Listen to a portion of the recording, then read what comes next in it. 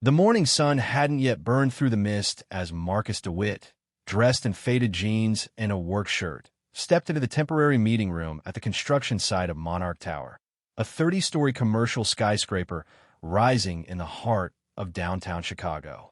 Marcus had been up since 4:30 a.m., like every day for the past 22 years. His hands were calloused from decades of bricklaying, and his back had known the weight of cement sacks longer than most of these young engineers had been alive. He had no formal degree, no certifications that hung in fancy frames. But he knew buildings' every creak, every crack, every hidden fault waiting to be exposed. He stood quietly near the back, listening as the newly appointed chief engineer, Chase Whitmore, launched into a rapid-fire explanation of timeline shifts and cost-saving modifications. Chase was tall, well-dressed, with slicked-back hair and expensive Italian loafers that had never seen a concrete pour. To Chase, construction was numbers on a spreadsheet and speeches in boardrooms.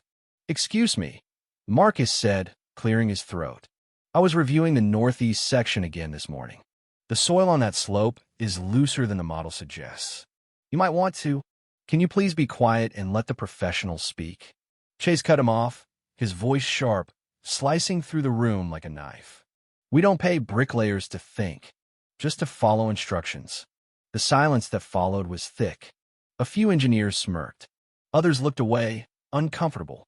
Marcus felt the blood rush to his ears, his face hot not from shame, but from the sting of disrespect. "With all due respect, sir," Marcus said, his voice level, "the slope creates uneven pressure that your calculations don't account for. It could compromise the northeast foundation." Chase threw his head back with a theatrical laugh. "You hear that, folks? The bricklayer now understands structural dynamics. Maybe I should hand him my Stanford diploma while I'm at it." Nervous chuckles echoed among the engineers. Some of the construction crew shifted uncomfortably in their boots. Marcus stood still, his eyes steady, betraying no emotion. Chase stepped closer. "If you want to keep your job, I suggest you stick to mixing mortar and let those of us with actual education make the decisions." Marcus nodded slowly. "Understood. Just thought I should mention it." He turned and quietly returned to his seat, hiding a faint, almost imperceptible smile. The meeting resumed. Chase droned on about project schedules and budget savings. No one noticed Marcus pulling out his old cell phone and typing a short message. At the end of the meeting, just as the crew was dispersing, a sharp notification beeped on Chase's phone. He frowned, then paled. "Emergency meeting. 15 minutes," he announced. "With the owner. Mr. Langston is on his way to assess the site in person." A murmur ran through the room. Carter Langston, the elusive founder of Langston Developments, was known throughout the industry but rarely seen in person. His unexpected visit could mean disaster or worse. Chase adjusted his tie, barking orders. "Get the site cleaned up. I want this place spotless." Marcus walked away, unnoticed. He returned to his car, parked behind the equipment trailers. There, he changed from his dusty work shirt into a crisp white dress shirt. He opened the trunk and pulled out a leather briefcase and a sleek pair of wire-rimmed glasses. At the construction entrance, a black Mercedes-Benz glided to a stop. Out stepped a suited driver, followed by a tall black man in his mid-50s, wearing a custom-tailored charcoal suit and polished Oxfords. His expression was unreadable. Chase rushed forward. "Mr. Langston, what a pleasure. We're on schedule, sir, and—" "I'm Carter Marcus Langston," the man interrupted, shaking Chase's outstretched hand. Chase blinked, confused. "Oh, wait, what? You're the owner?" "Yes. And also the bricklayer you publicly humiliated 2 hours ago." Gasps and stunned expressions rippled across the construction team. Engineers froze mid-step. Crew members stared in disbelief. Chase's mouth moved, but no sound came.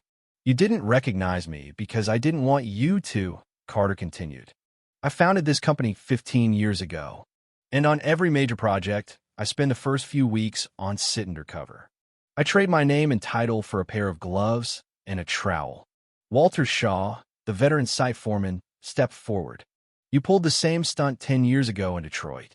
I should have known. Carter cracked a smile. You know, I like seeing how people act when they think no one's watching. Chase stammered. I didn't know. If I had. That's the point, Carter said sharply. If you had known, you'd have treated me differently. But because you thought I was just another black construction worker, you felt free to mock and belittle me. He turned to the gathered crew. Let me be clear, Langston Developments does not tolerate arrogance, racism, or disregard for expertise no matter where that expertise comes from. Walter handed Carter a folder. We reviewed the section Marcus pointed out.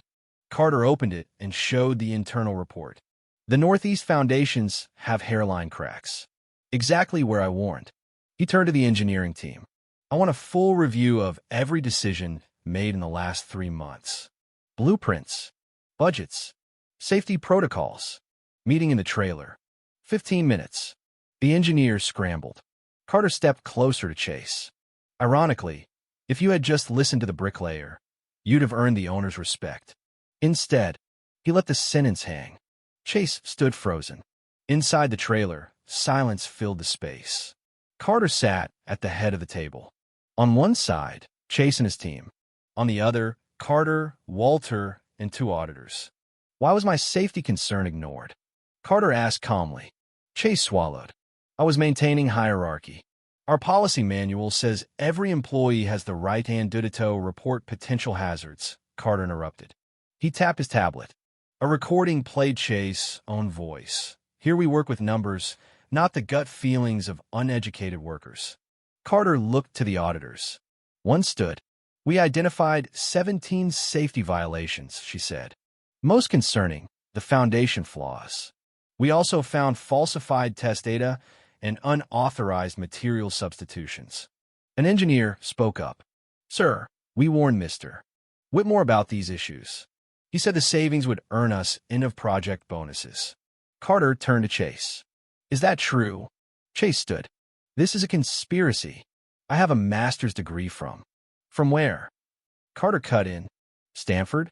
And yet you nearly compromised a multi-million-dollar structure. Walter handed Carter another folder. This is your termination notice, Carter said. You have 2 choices. Immediate dismissal with civil and professional consequences or voluntary resignation, and 6 months of community service as a construction instructor for underserved youth. You have 5 minutes. Outside, Carter addressed the crew. Some of you knew me as Marcus. I'm actually Carter Langston, the founder of this company. I started as a bricklayer. I still am in my soul. He paused. Chase Whitmore is no longer with Langston Developments. A few cheered. Most stood quietly stunned. At Langston, we don't build walls, we build trust. No title makes your voice more valuable than anyone else's. You speak up. You share knowledge. That's how we build safe, honest structures.